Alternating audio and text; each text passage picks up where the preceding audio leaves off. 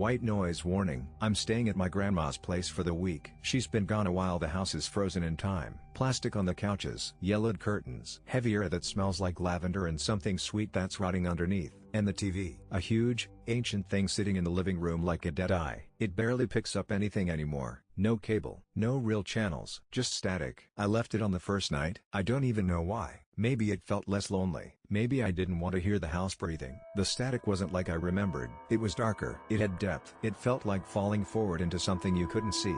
And under the hiss, something whispered. Not words, just the wet shape of them, slithering through the noise. Around 2:00 a.m. I woke up gasping. It was cold. Not the kind of cold you feel on your skin.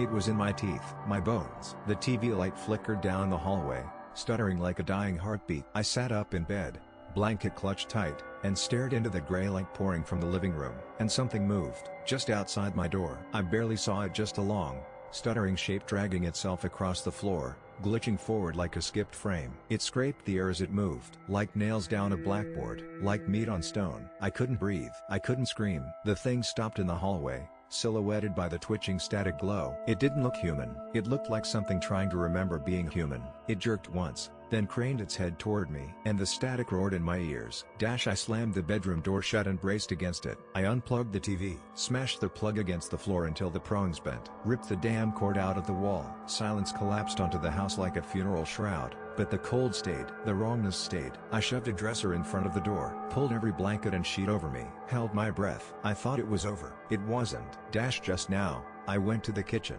I don't even remember getting up. It's like something led me past the microwave. Saw my reflection in the glass. It was smiling. I wasn't. It lifted its hand, my hand, and pressed it against the inside of the glass. Its fingers twitched wrong, bending backwards, then snapping straight. Its eyes glitched and dragged across its face like oil on water. And the worst part, it wasn't looking at me. It was looking past me, like there was something standing just behind my shoulder. Something I couldn't see yet. I can hear it now. Breathing, shallow and sticky, just outside the closet where I'm hiding. The walls are buzzing. The floorboards are warping. There's static bleeding through the wood grain, seeping into my ears, into my skin. If you hear static in the dark, if you ever wake up to that low, crawling hiss, don't look, don't listen, don't move, because if you notice them, they can finally finish what they started. Copy, copy, copy, end.